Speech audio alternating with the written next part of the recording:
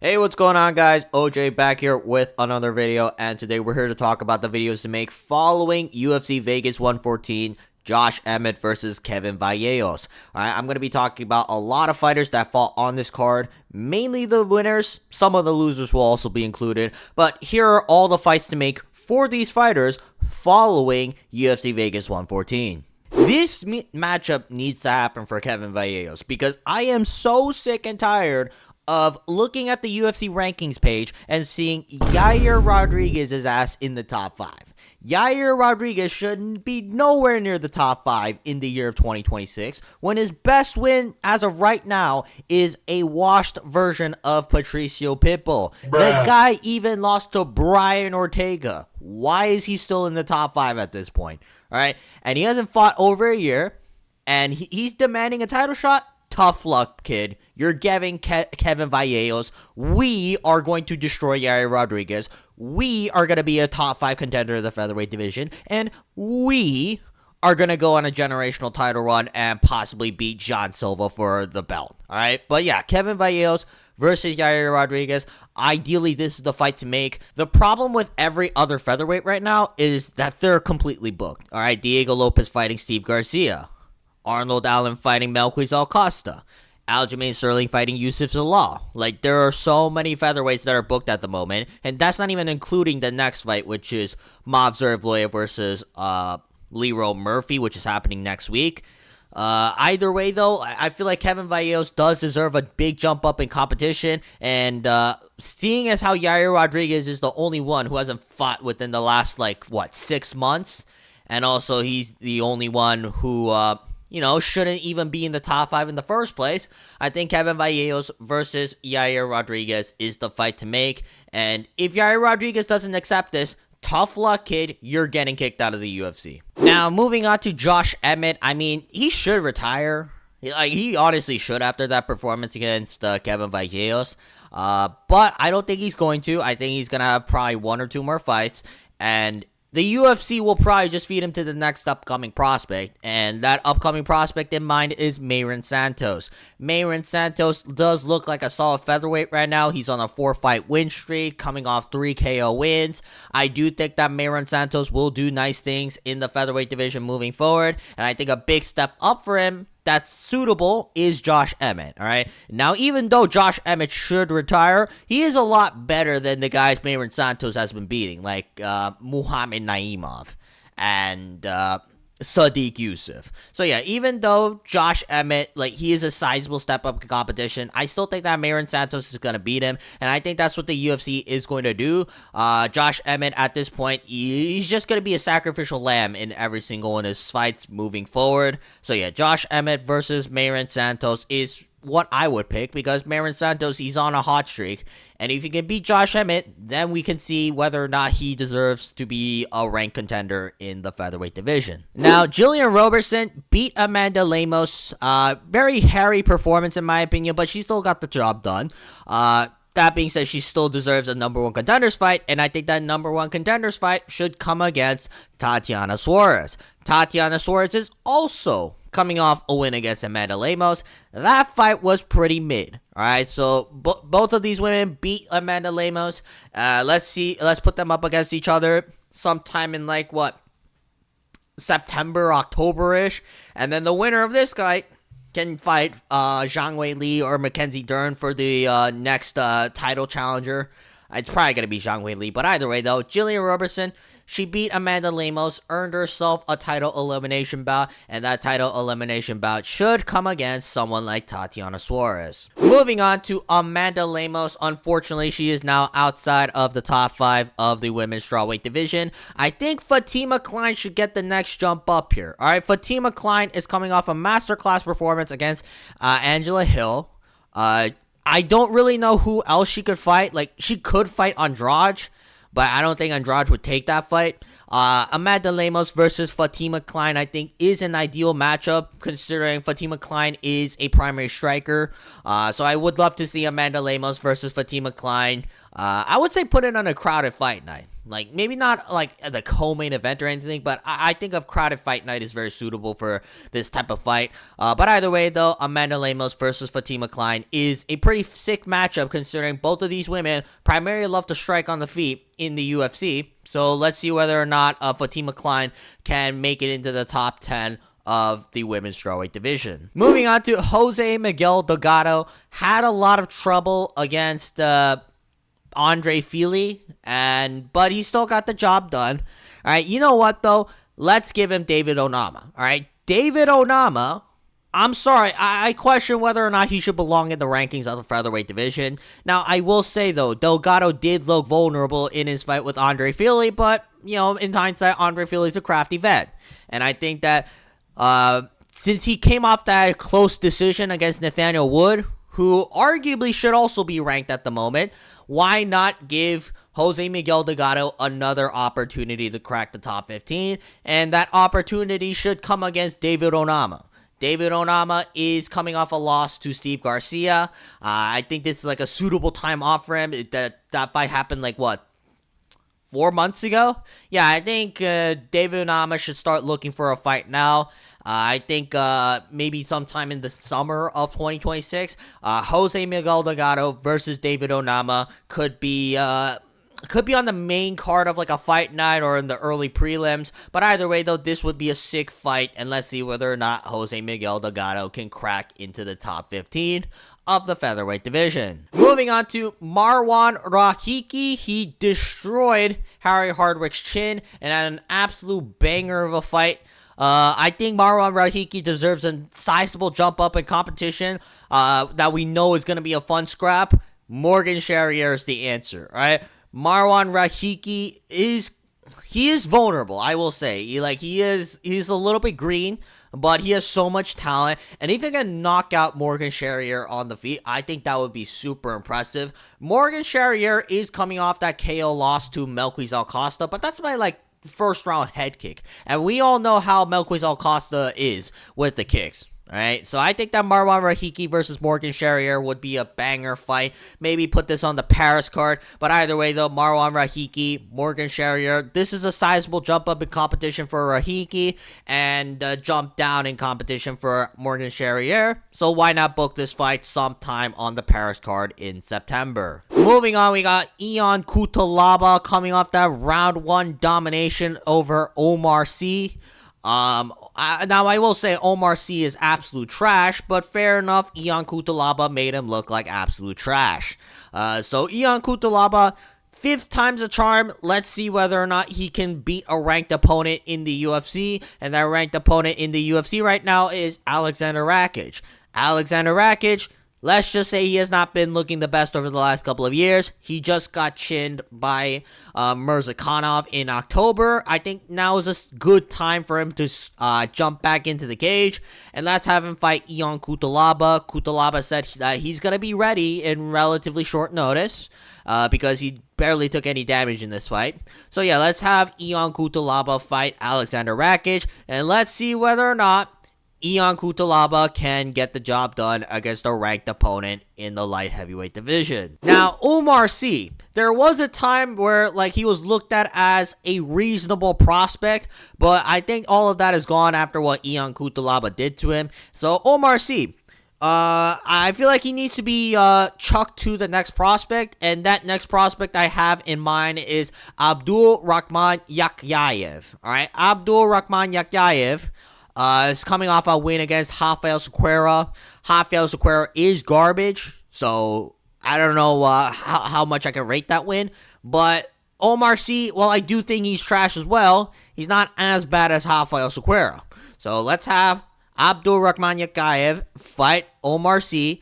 If Abdul Rahman Yakyayev can do what Ion Cutelaba did and just beat the shit out of Ourmar Sy in the first round, then we can know that Abdul Rahman Yakyayev is a legitimate prospect to be out on the lookout for. So let's book this fight. I would also say on the Paris card. And let's see whether or not Ourmar Sy actually belongs in the UFC in the year 2026. Because that fight with Ion Cutelaba was simply a disgrace. And I feel like he needs to be punished for that by basically fighting another prospect to be out on the lookout for. I think Vitor Petrino deserves a sizable jump up in competition after he beats Steven Asplund. Petrino's now on a 3-fight win streak. So I think that Petrino deserves someone who's just within the top 10 of the heavyweight division, and that's someone I have in mind is Ante Delija. Ante Delija is coming off a decision loss to Sergey Spivak. Both of these guys, they're on relatively similar schedules. I think this fight could be booked sometime in July or August on a random pay-per-view. But yeah, either way though, Vitor Petrino versus Ante Delija, I think this is a good matchup to make for the heavyweight division. And considering that even though I never rated Petrino all that highly, he's on a 3-fight win streak. So, let's give Petrino a jump up in competition, and that jump up is against Ante Delija. Alright, now moving on, Steven Asplund unfortunately lost to Vitor Petrino, is going to need some time off, but at the same time though, Tai Tuivasa is going to be fighting in May against Sean Sheriff, and Sean Sheriff is absolute garbage. So, let's have Steven Asplund wait for Tai Tuivasa, and then if Tai Tuivasa beats Sean Sheriff, then we can have Steven Asplund versus Tai Tuivasa. I would confidently pick Steven Asplund to beat Tai Tuivasa in the year 2026.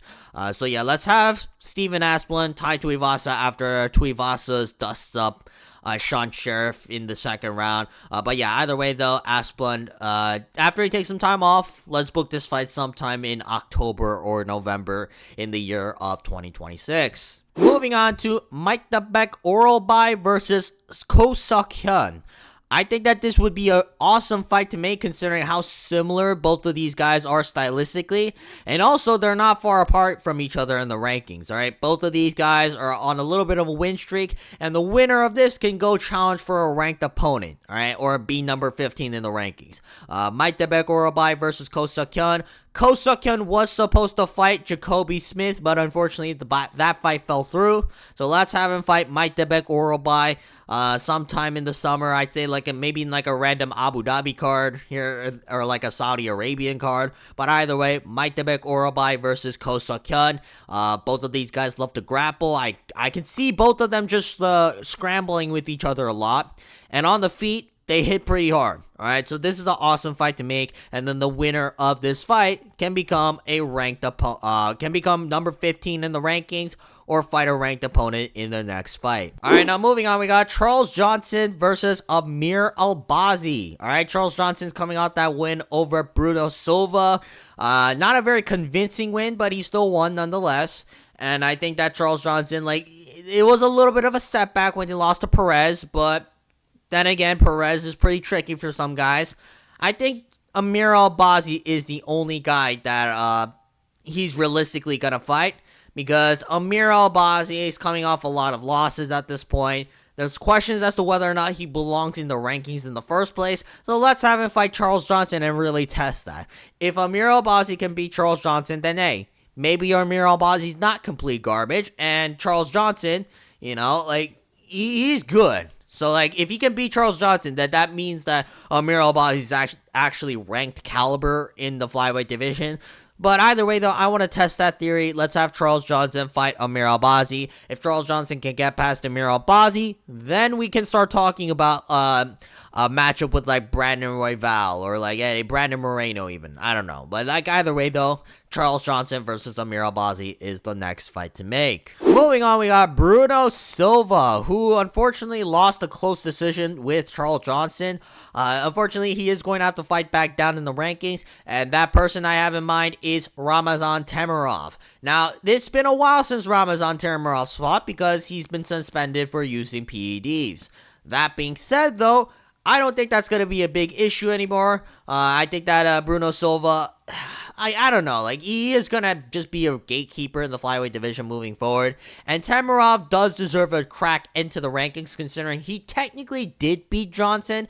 It's just that he was on roids when that happened, so that it ended up being a no contest. But either way, though, Ramazan Temirov versus Bruno Silva, I think is the ideal matchup to make. I don't know when Temirov's going to fight. I don't even know if he's still signed in the UFC at this point. But either way, though, if Temirov's still signed in the UFC, then let's have him fight Bruno Silva. And then the winner of this fight can get back into the rankings of the flyweight division. Moving on, we got Elijah Smith versus Adrian Yanez. Now, Elijah Smith, he's coming off that amazing performance against Su Young Yu. Rear naked choke in the second round. He called for an early fight in the New Jersey card in May. Get him on the New Jersey card, UFC. This guy is a potential star in the making, and I see a lot of great things for this man. All right, he's probably going to be a top 5 contender in a couple of years' time, and let's slow roll this guy. All right, let's have him fight Adrian Yanez. Adrian Yanez, I don't know where this guy is, but he has a lot of hype. He hasn't fought in a while. But it's going to be a fun matchup. Like, both guys love to primarily box. And I think that Elijah Smith, if he's going to fight on relatively short notice in May, let's have him fight someone like Adrian Yanez, someone who hasn't fought in a while but still has a lot of hype to his name. All right, and then if Elijah Smith beats Adrian Yanez pretty impressively, then we can start calling for a ranked opponent, like maybe like a Montel Jackson or something, or like maybe even a Cheeto Vera. Alright, but either way, though, Elijah Smith versus Adrian Yanez, I think, is the fight to make, considering how much hype and potential that Elijah Smith has. Yo, tell me this is not a complete banger, alright? Manoel Sousa, alright, he's coming off that win against Balaji Oki. Very entertaining scrap, alright? And I think a good opponent I have in mind for him is Mateusz Rebecki. Alright, Mateusz Rebecki, he has taken a lot of damage. He is taking some time off, I believe, after that loss to Ludovic Klein. That being said, though, would Rebecki not take this fight? All right, Rebecki is a complete dog, and he will fight the dangerous guys on the come-up, like a Manoel Sousa. I think this would be an absolute banger of a fight. Put this on, like, the prelim headline or something like that. I know both of these guys are, like, pretty far away from the lightweight rankings, but I don't care. This will be an absolute banger to headline the prelims, and I think that Mateusz Rebecki versus Manoel Sousa, automatic fight of the night guarantee. And I think that their timelines will match up, considering Sousa, he is coming off a win right now to Balaji Oki, and Mateusz Rebecki, he's coming off a loss where he took a lot of damage against Ludovic Klein and Chris Duncan before that. So I think Mateusz Rebecki versus Manoel Sousa is the fight to make, and then let's see whether or not Mateusz Rebecki still got it, or if Manoel Sousa is actually better than we thought, and he can beat someone who's actually as good as Mateusz Rebecki. Moving on, we got Bia Mesquita, who dominated at Montserrat in the first round. Just chuck her into the rankings, man. Like, here's the thing. Would I love to slow roll prospects like Bia Mesquita? Yes, but women's bantamweight is completely dead right now. And I think more prospects are needed in this division. So let's have Bia Mesquita fight right up there with Mayra Bueno Silva, a former title challenger, somehow. And somehow she's still in the rankings in the year 2026. So yeah, let's have Bia Mesquita versus Mayra Bueno Silva. If Bia Mesquita can just dominate Mayra Bueno Silva with no resistance, I will be super impressed, because Mayra Bueno Silva, her grappling's not bad. Like, it's not great, but it's not bad. And I think that Bia Mesquita can get the job done, but I do think that she will struggle. But either way, though, Mayra Bueno Silva, she is going to have to fight down the rankings of the women's bantamweight division. So why not have her fight an upcoming prospect with a lot of hype in Bia Mesquita? Alright, that's going to be it for this video. If you guys want to see more videos like this, please make sure to like and subscribe so we can monetize this channel. But otherwise, leave any comments down below for video suggestions you have for me. And outside of that, I will see you guys next time. Peace!